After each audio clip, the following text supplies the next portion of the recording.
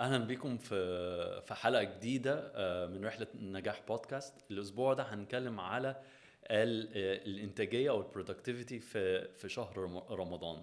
وزي ما دايما بقول لكم يا ريت تسيبوا لنا كومنت او تعملوا لنا ريفيو على ابل بودكاست على رحله نجاح بودكاست، عشان الحاجات دي تهمنا والفيدباك ده يهمنا في ان احنا نكبر ونعمل كونتنت احسن في المستقبل.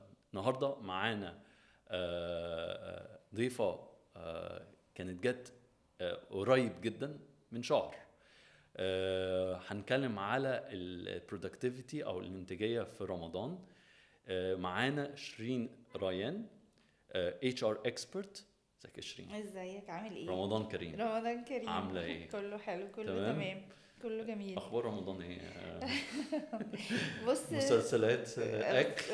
مسلسلات، اكل، شغل، يعني هو الوقت بس اقصر، الوقت يعني اقصر. الوقت اقصر. والله انا بحس ان هو الوقت بيبقى طويل بالنسبه لي، عشان انا بشتغل في البيت. اوكي. بس هي اول ما بتعدي ساعه واحده بحس ان خلاص اليوم اليوم جري. بيجري بعد كده يعني. فتمام يعني. والاكل ايه الاخبار؟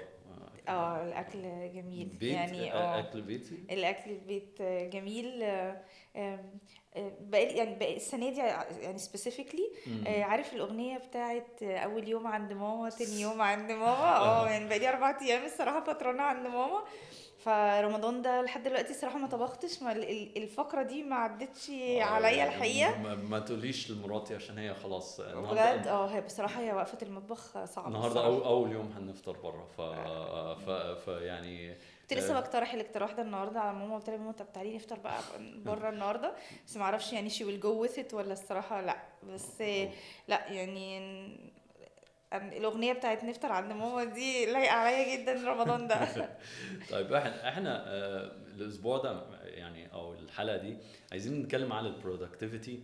وانا بحس ان في رمضان الناس بتاخد اجازه من الاخر. يعني ده حقيقي. من الاخر ك productivity والانتاجيه. انا عارف ان الصيام بيبقى صعب، ولكن بحس ان الكيرف بتاع الناس كلها بتنزل لتحت. طب بص، خليني اقول لك على حاجه، احنا نبداها من الاول. في بداية. ناس morning person وناس مش morning person. انا morning person. حلو. الناس تقول لك الناس مخلوقه كده، لا هي تعود.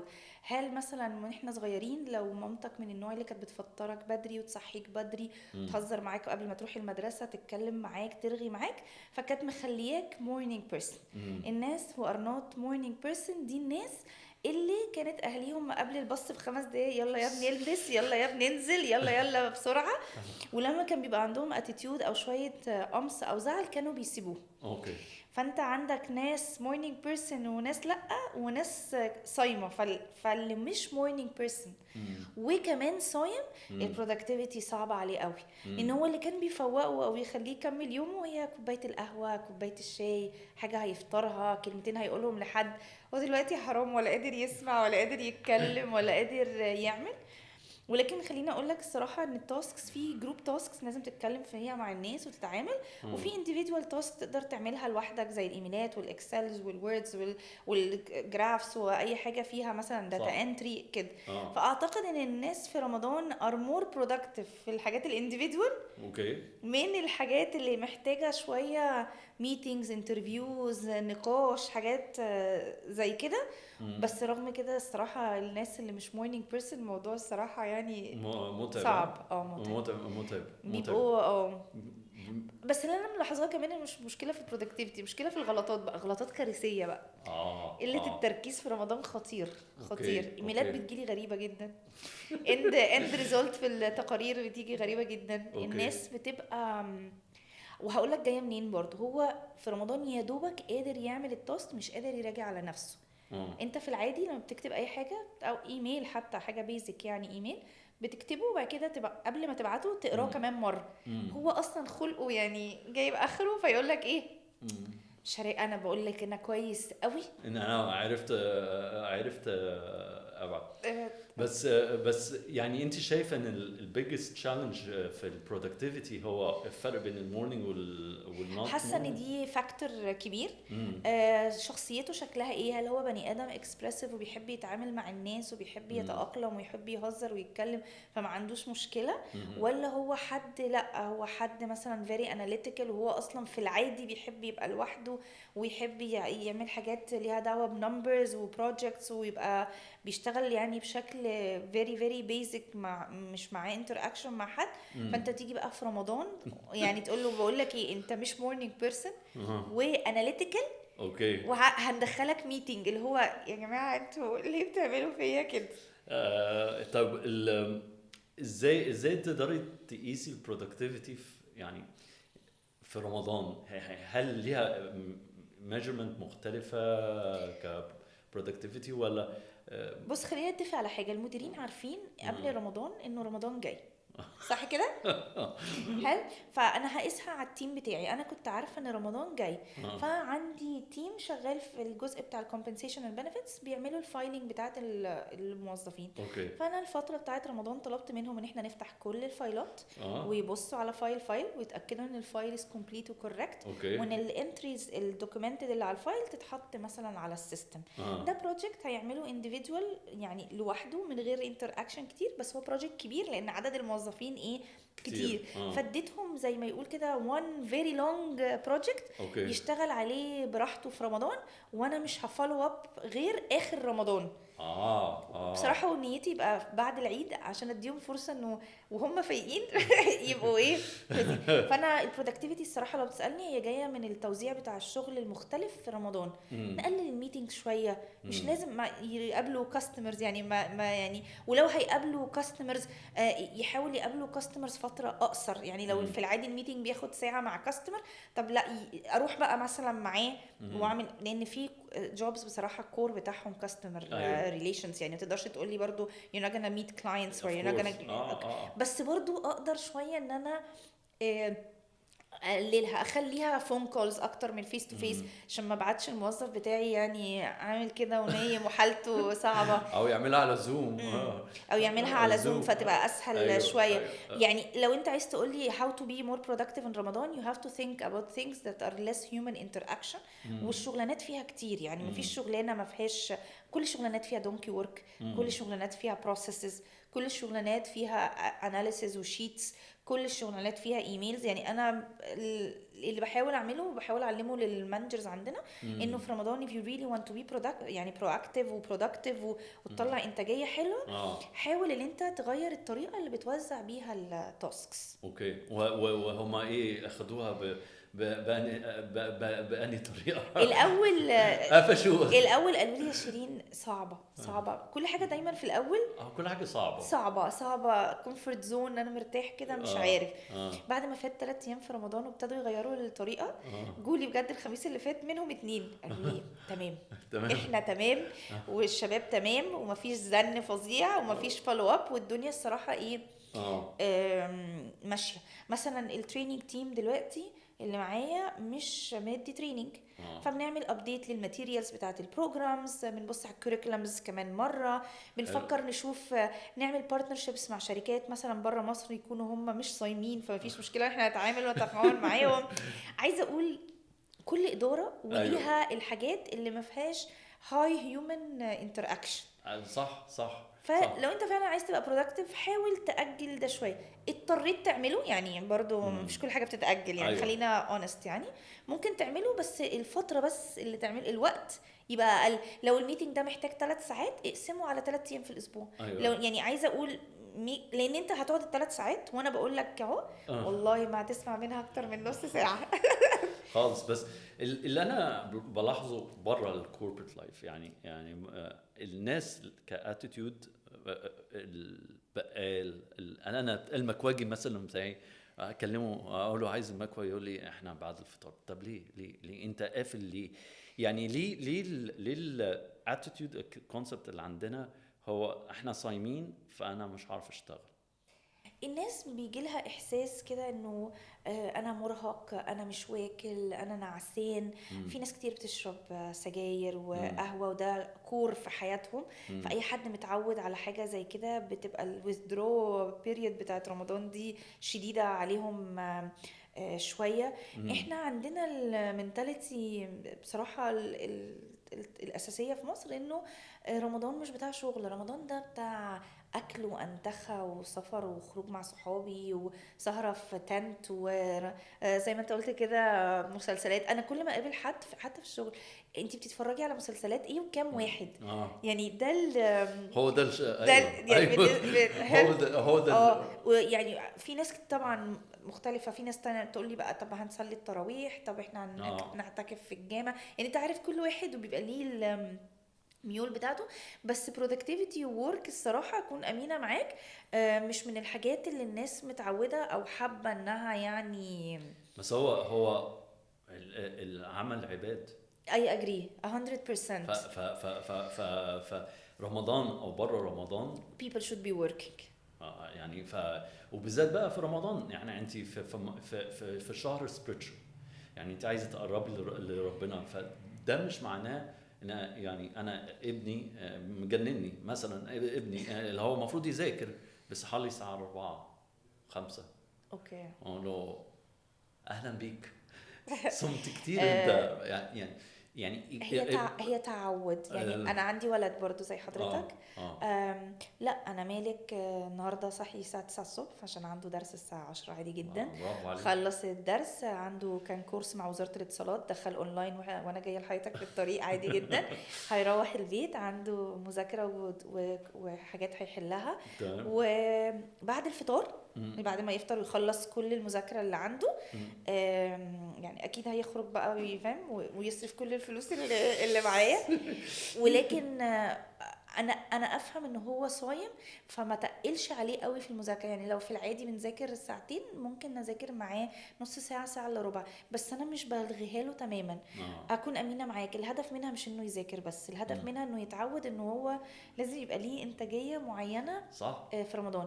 الا اذا عيان، لو عيان بصراحة لا بسيبه، يعني بسيبه عيان، مش بضغط عليه في الجزء ده وهو تعبان. ولكن هو تعود انه انا صايم ورمضان وتعبان، بس life goes on of course. يعني بصي انا زائد البودكاست انا بعمل تيم بيلدينج اكتيفيتيز، وانت طبعا HR اكسبرت فاهمه التيم بيلدينج اكتيفيتيز للكلاينتس خلال شهر رمضان بيبقى صعب جدا بالنسبه لهم. عشان انا بالنسبه لي انا مورنينج بيرسون، انا ممكن ابقى صايم واعمل الايفنت، ما عنديش مشكله ان انا اجري وكده. بس الشخص اللي بيعمل البارتيسيبنت اللي بيعمل الايفنت بيقول لك لا انا صايم ومش قادر وهبقى تعبان فبحس انا بالنسبه لي انا بحس رمضان اللاين اب في الورك بتاعي واخد اجازه يعني.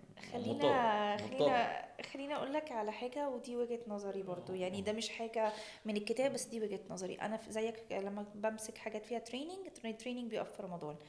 جزء من الفيل اند لوك بتاع الاكسبيرينس بتاعه البني ادم وهو بياخد تريننج هو الاكل. يعني هو جزء منها، يعني جزء من انا بعمل اكتيفيتيز، انا ببقى مع زمايلي، انا بره الاوفيس، بس الاكل اخباره ايه؟ يعني الاكل محور حياتنا كمصريين، ليه جزء كبير من حياتنا. فالاكل حاجه مهمه. فان انت تبقى مثلا موديه اوتيل وحرمه من الاكل ده بالنسبه له انت يعني انت ازاي تعمل فيا كده؟ يعني الموضوع مش بس نشاط وانه مش قادر وكده، بس هو جزء من الليرنينج اكسبيرينس والبوند اللي بيعملوه مع بعض، والحاجه اللي بيبقوا عايزينها الاكل. انا كان عندي بنك كبير، مش عايزه اذكر اسمه يعني، بس بنك من البنوك الكبيره قوي قوي. الناس ما كانتش بتحضر غير لو جبت وجبه يعني لازم فرخه ورز وكده. يعني جو السندوتشات ده مش جاي خالص. لا يعني كنت بجيب فعلا اكل، يعني كنت بجيب فراخ ورز طبيخ، يعني اوبن بوفيه. لكن فكره ان انا اعمل لهم ساندويتشز وكده it was impossible for them to attend the training.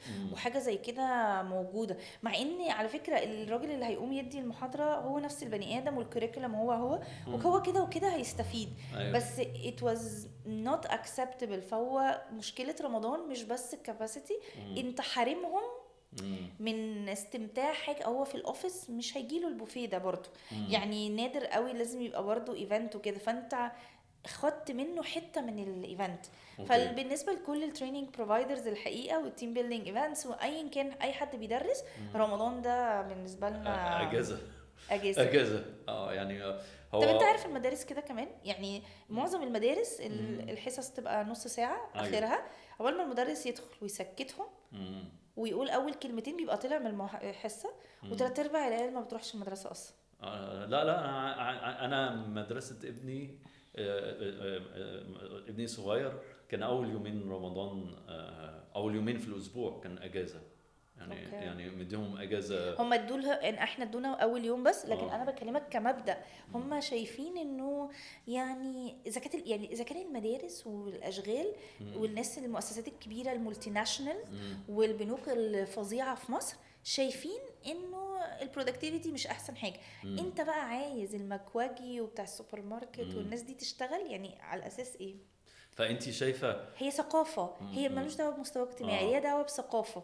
فالناس المثقفه المتعلمه اللي متخرجه اللي معاها شهادات وجامعات شايفين انها مش احسن حاجه يعني. الواحد يشتغل في رمضان.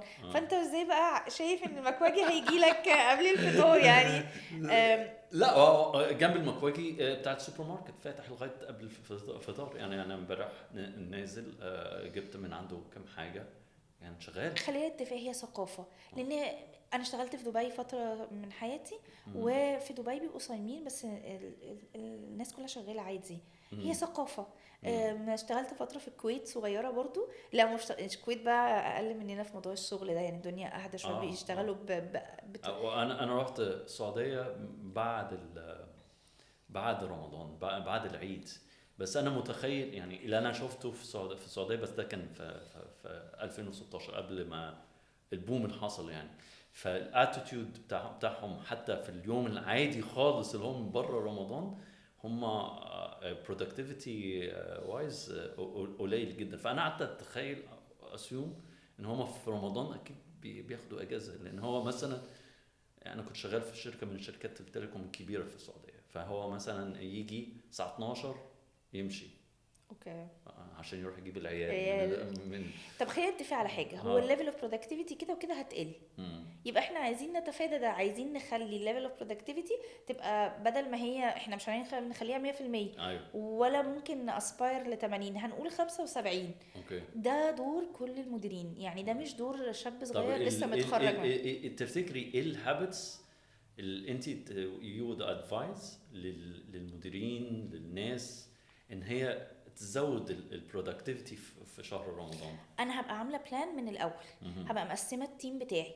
هبقى عارفه ايه التاسكس اللي ما فيهاش هيومن انتراكشن على ليفل كتير وفيها حاجات هم محتاجين يعملوها 1 تو 1 مع نفسهم مع اللابتوب. وهبتدي اوزع عليهم التاسكس دي، حتى لو دي بروجكتس صغيره او بروجكتس انا محتاجاها في اللونج ران، مش شرط اكون محتاجاها دلوقتي. بس احسن ما اخد منه زيرو برودكتيفيتي اشغله على بروجكت هيشتغل يعني، هيبتدي كمان شهرين 3 بس يبقى يعني زي ما بيقولوا انجز فيه او عمل فيه حاجه مختلفه كمان، عشان يتعود ويبقى فاهم انه رمضان مش زيرو انتاجيه، ممكن تبقى 50%. وعلى فكره انت بتأمل ل 75 وممكن في الاخر اللي يرجع لك 50، بس احسن من 0. فلو انت بتقولي بصراحه انا بحس ان العبء بتاع رمضان اللي المفروض يشيلوا غصب عنهم يا عيني السوبرفايزرز والمانجرز والدايركتورز، ان هم يميك شور ان الشباب دي شغاله حتى لو بكاباسيتي قليله او صغيره او على قد يعني اللي مطلوب الصراحه. تمام. طب واحنا بنتكلم على الهابتس، انا كنت عايز اسالك في اكل معين او هايدريشن معينه، لان طبعا يعني اكيد الاكل والشرب ده وقت السحور او كده في حاجات معينه تحسن الانتاجيه للشخص تاني يوم. بص انا هقول لك حاجه، كل الناس تقول لك كل حاجه خفيفه عشان تبقى قادر تاني يوم وما تحسش بلكمه. يعني بحس انه الاكل التقيل قوي قوي قوي اللي قبل السحور ده خلي الواحد اصلا صاحي حاسس بخمول فظيع وحاسس انه مش قادر. ولكن هقول لك في ناس لو ما دبتهاش على السحور وكلت اكله كده يعني شديده قوي ما تعرفش تكمل يومها. بحس ان الناس الصغيره سنا لو سحرتهم الساعه 12 واحده مش بيعرفوا يصمدوا تاني يوم. فلازم تسحرهم قبل يعني قبل الاذان على طول، يعني على 3-4 كده يبتدوا ياكلوا، سبيشالي اللي في المدارس، عشان انت لما بتسحرهم 12 واحده بيجي عيني على الساعه 3 الظهر الولد يا حرام اللي هو ايه مش قادر، فعشان كده بيقضوا معظم الوقت نايمين. يقول لك انا اقضي يعني 3/4 اليوم نايم. زي ما قلت لك على حسب ما تعودوا. يعني انا ابني لما نبقى في البيت مثلا وجات الساعه 2 وهو خلاص بيفرك وكده، يقول لي طب ننزل نتمشى في حته، طب ننزل نجيب حاجه. هو عايز حاجه تلهيه عن فكره انه قاعد في البيت بالظبط مستني الاكل. أيوة. انا ده احسن لي، وهي متعب يعني، بس احسن لي ما يقول لي انا داخل انام، مش عشان مش عايزاه ينام، اكيد عايزاه ينام، بس هي الفكره انه لو نام الظهر ساعتين 3 بالدول، هاجي بعد كده بالليل يوم اصلا رمضان مقلوب، فهاجي بعد كده هيبقى دنيته مقلوب.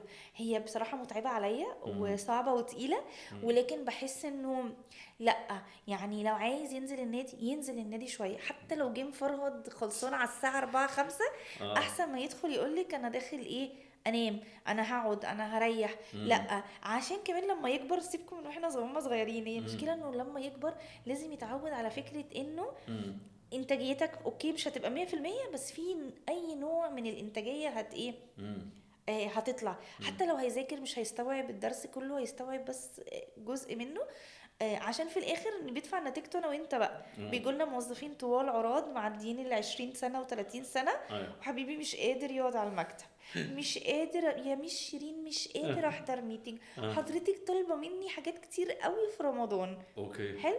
ببقى عارفه بقى انه ده ايه، ماما سابته اكيد ينام 3-4 ساعات لحد الفطار.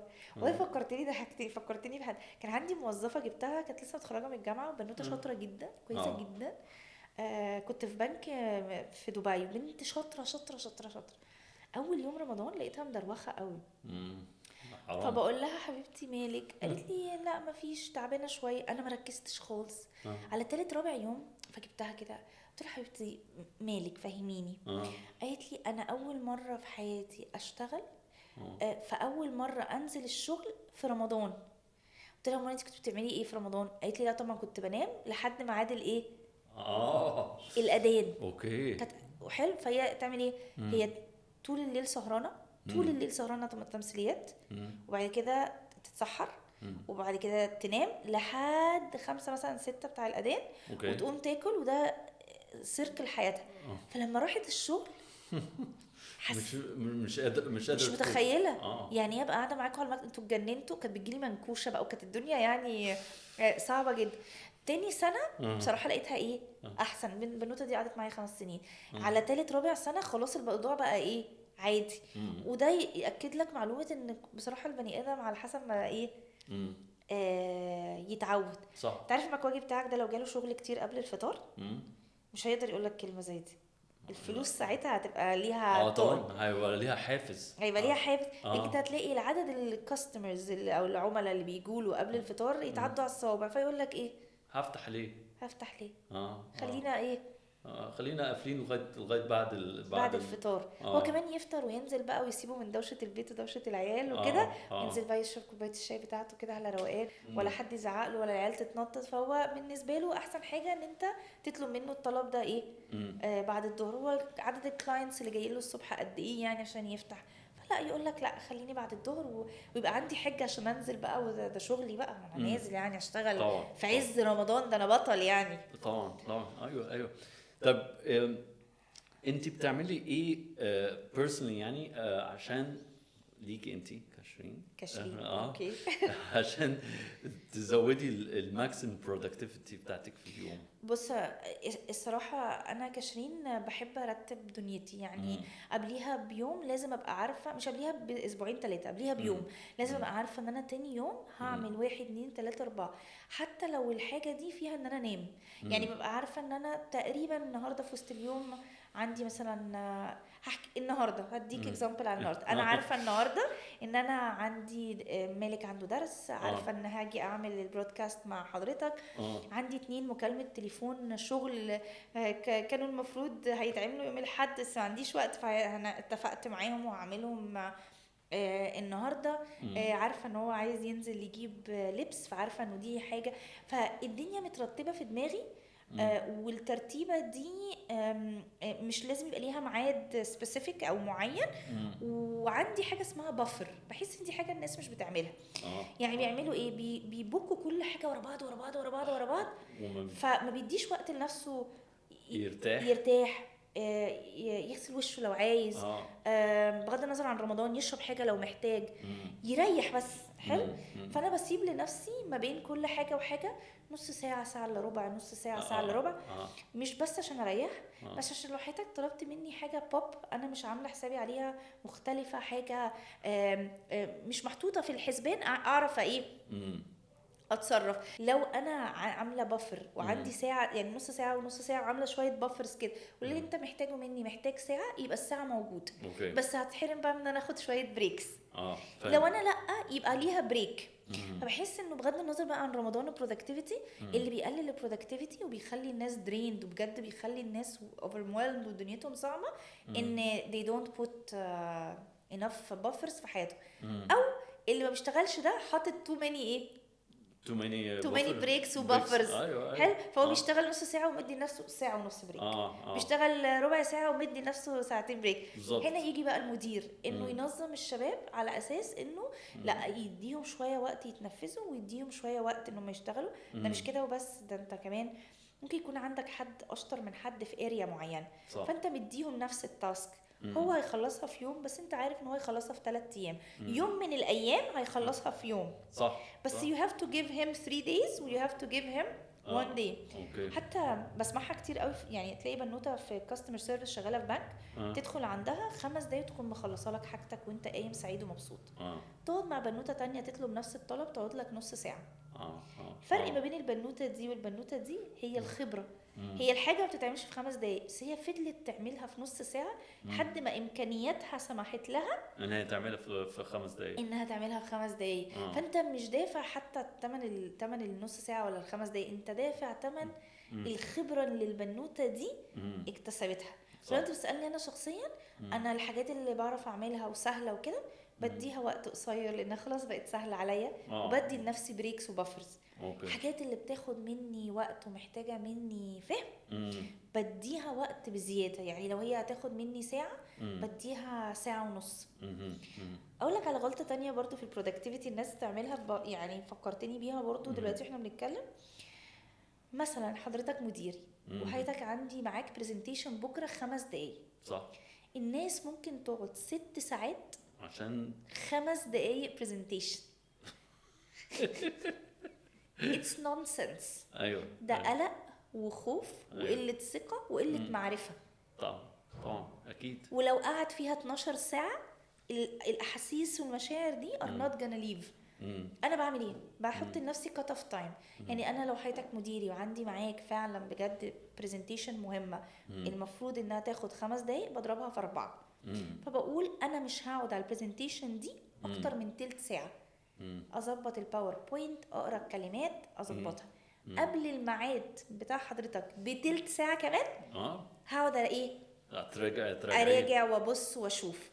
لكن it's nonsense waste of time waste of productivity. اللي صدقني انا لو قعدت عليها 12 ساعه حتى القلق والخوف والزهق is not going anywhere. هيروح فين؟ صح.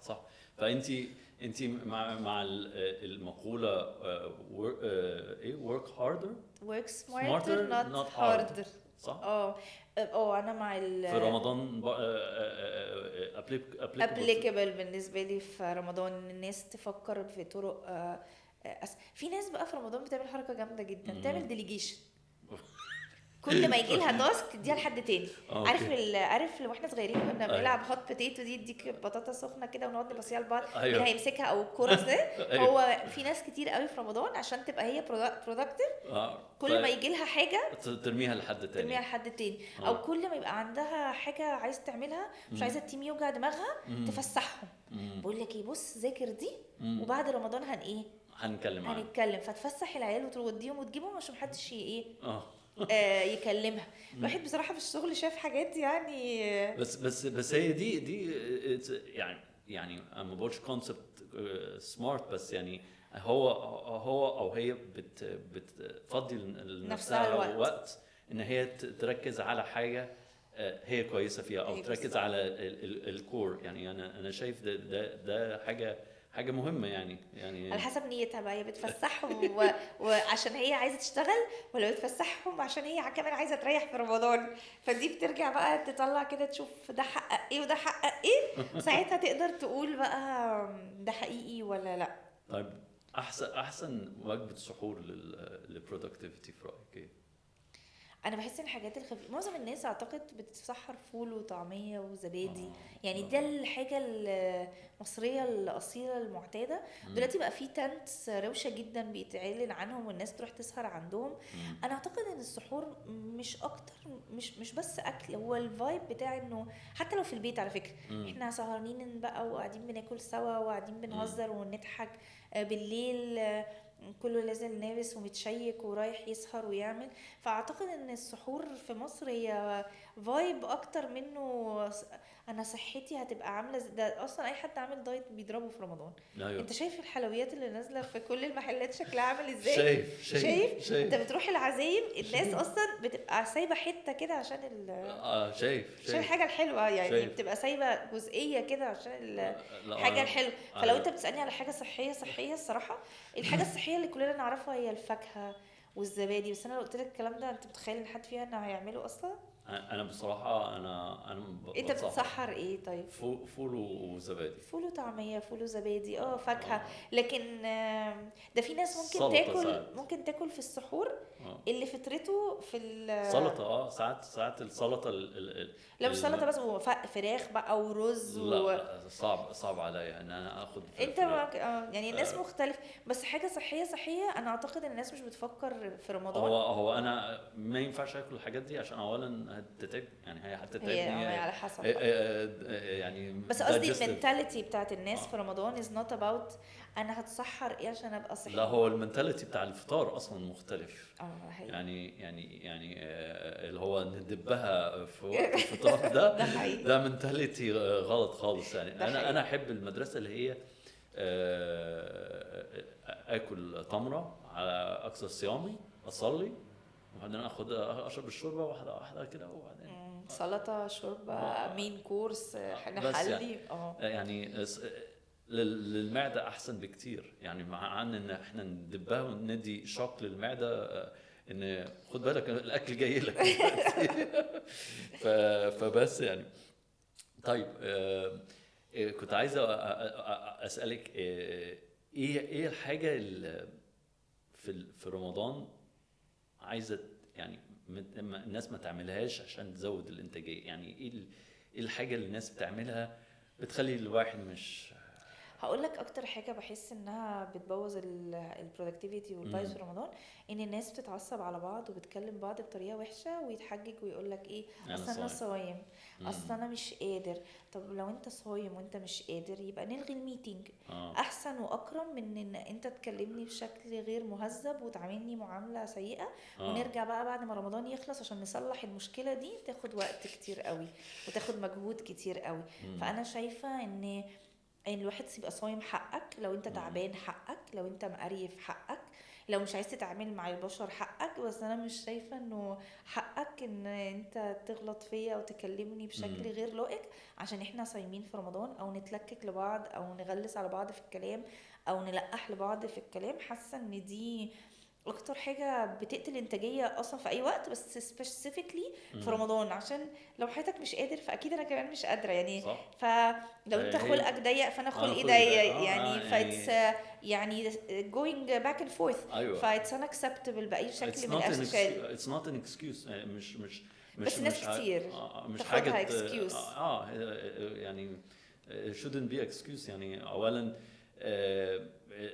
العصبيه دي ممكن تكون زي ما بتقولي ان هو بيشرب سجاير بيشرب قهوه كتير طبيعي يعني. بس لو بس انا بالنسبه لي it's not an excuse. يعني انا لما حد من التيم عندي جه اشتكى لي ان حد يكلم حد وحش اصلا صايم، انا صايم دي بالنسبه لي انا is not an excuse. والله انت كراجل طويل عريض عديت ال 21 سنه وعاقل كده ومش قادر تمسك نفسك في ميتنج، يبقى مش المفروض اصلا تحضر الميتنج ده. صح يعني ده وجهة نظر يعني. مش بتكلم على رجاله، انا بتكلم ان جنرال. يعني لو انت Yes. بنوته طويله عريضه عندك 21 سنه and you cannot control yourself، يبقى you should not be doing this job right now. يبقى الالوكيشن بتاعت التاسكس بتاعتك مش مظبوطه، يبقى انت عندك مشكله في الانجيجمنت مع البيبل في رمضان، يبقى don't.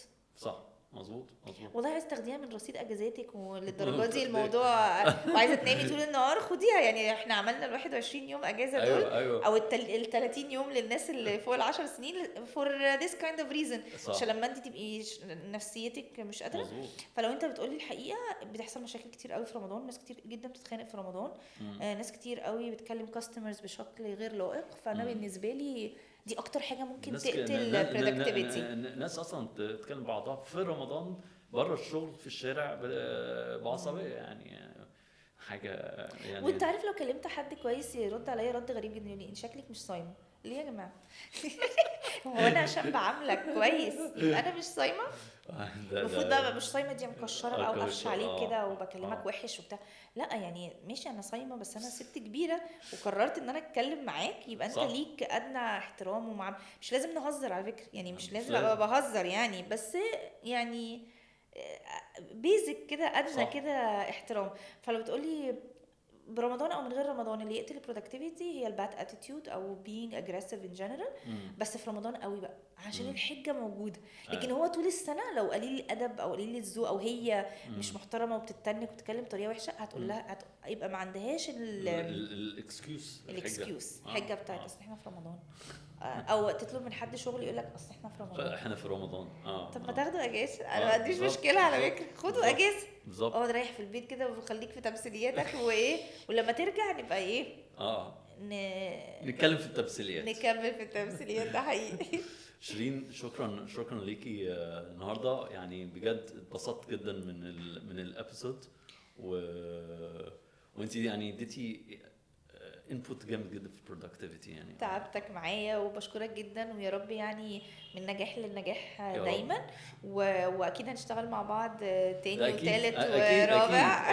اكيد واتمنى لك كل خير.